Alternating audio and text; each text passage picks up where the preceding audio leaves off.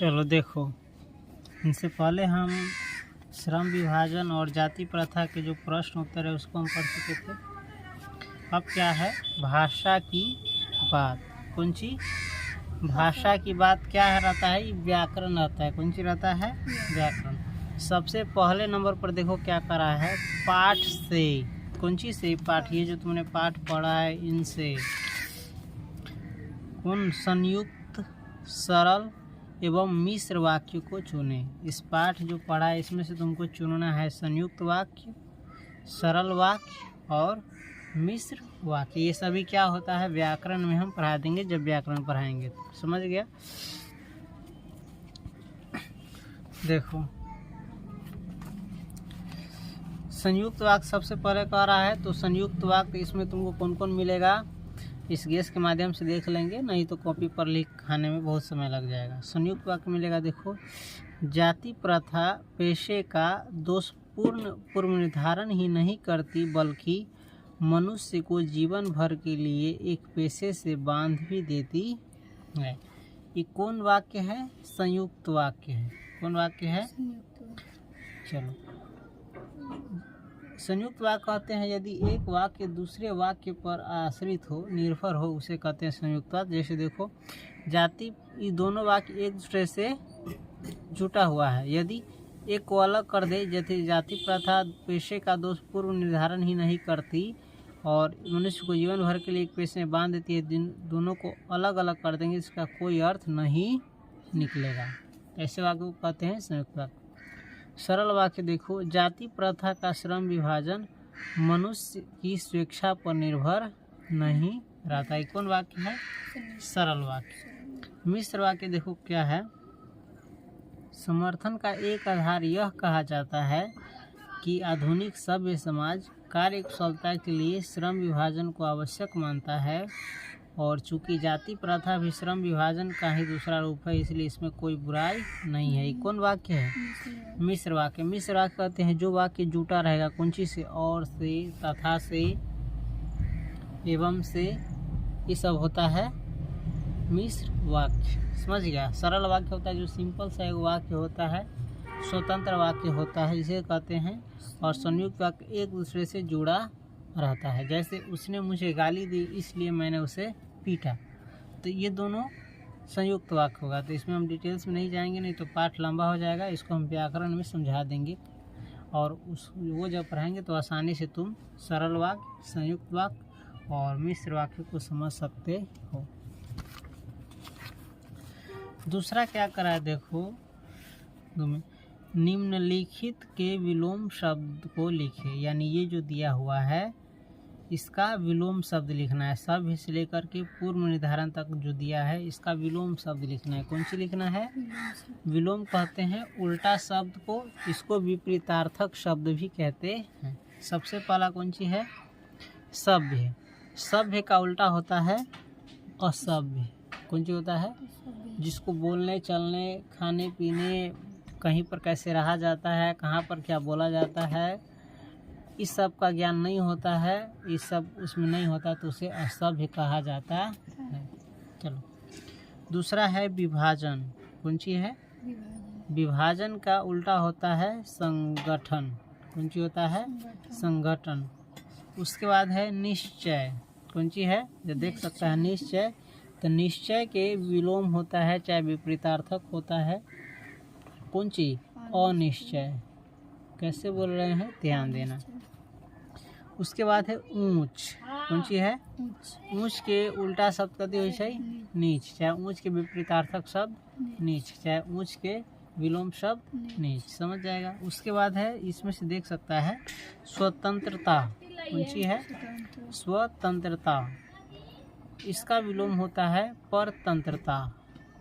स्वतंत्रता का विलोम क्या होता है, परतंत्रता। उसके बाद है दोष। कौन सी है, दोष। दोष कहते हैं किसी भी चीज़ में यदि कोई कमी रहती है, आदमी चाहे वस्तु में खराबी रहती है, उसी को कहते हैं दोष।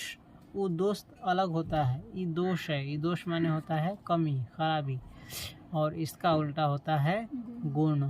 कौन सी होता है, उसके बाद है सजग। सजग, सजग का विलोम शब्द क्या होगा, सुप्त। सजग का विलोम शब्द क्या होगा?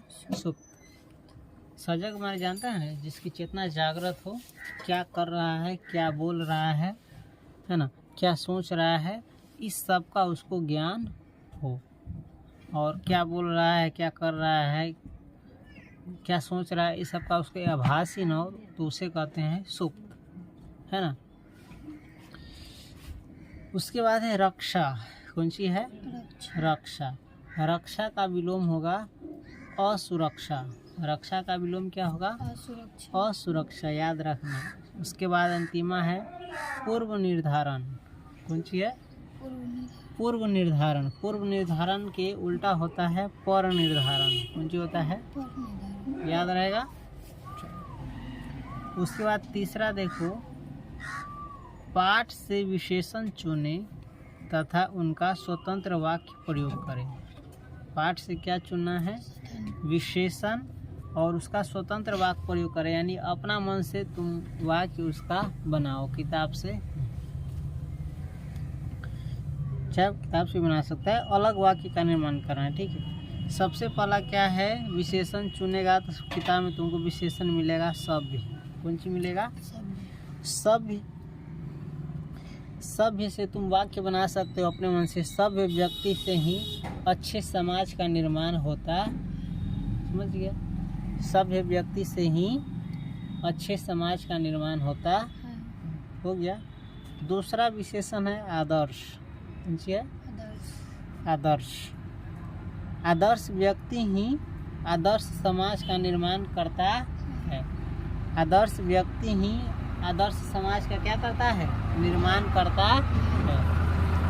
इसमें अपना मन से दिया है, तुम अपना मन से बना सकते हैं। उसके बाद है आत्म। कौन सी है? आत्म। आत्म से बनाया है। आत्महत्या बुरी बात है। आत्महत्या क्या है?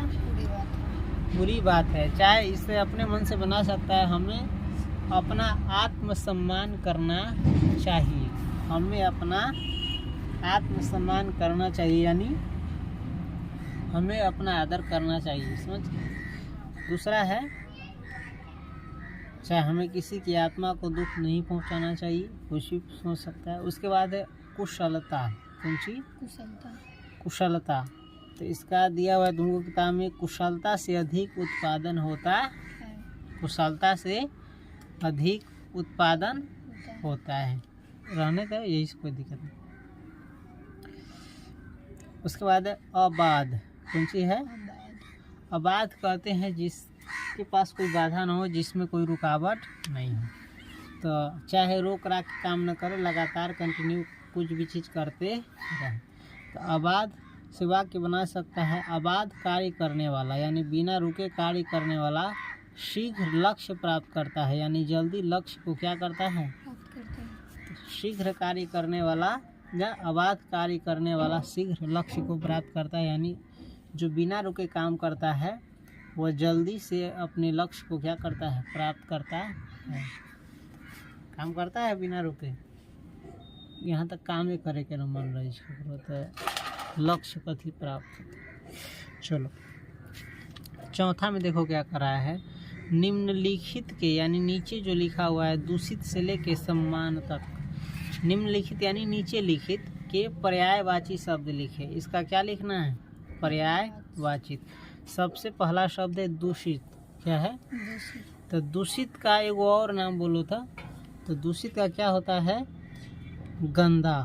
कौन सी होता है? गंदा या मैला या प्रदूषित। ये सब किसको कहते हैं? दूषित को ही। दूषित को क्या कर सकते हैं? गंदा, चाहे मैला, मैला यानी मैल, प्रदूषित यानी गंदगी। उसके बाद है श्रमिक। कौन सी? श्रमिक किसको कहते हैं? मजदूर को, कार्मिक को, मजदूर को या कार्मिक को क्या कहते हैं? श्रमिक। समझ गए। उसके बाद है पेशा। कौन सी है? पेशा। पेशा किसे कहा जाता है? रोजगार को कहा जाता है, वृत्ति को कहा जाता है। समझ गया। इन दोनों को क्या कहा जाता है? पेशा। जैसे पानी का और नाम कौन कौन चीज़ है? जल। हाँ, तो उसी को पर्यायवाची कहते हैं। तो पेशा का और नाम क्या है? रोजगार, वृत्ति। उसके बाद है अकस्मात। कौन सी है? अकस्मात, अकस्मात का दूसरा नाम चाहे पर्यायवाची होता है अचानक चाहे एकाएक। अकस्मात का पर्यायवाची क्या होता है? अचानक नहीं तो एकाएक। उसके बाद है अनुमति। कौन सी है? अनुमति का पर्यायवाची शब्द होता है आज्ञा या सहमति या स्वीकृति। समझ गए? उसके बाद है अवसर। कौन सी है? अवसर का पर्यायवाची होता है समय या मौका। अवसर का पर्यायवाची क्या होता है? समय या मौका। उसके बाद है परिवर्तन। कौन सी है? परिवर्तन का पर्यायवाची होता है बदलाव। कौन सी होता है? बदलाव। उसके बाद है सम्मान। ये सम्मान नहीं है, सम्मान है। कौन सी है? सम्मान। सम्मान का अर्थ होता है मान चाहे आदर। इस प्रकार से याद कर लेगा, ये सब कर लेगा ना याद है? चलो याद कर लेना।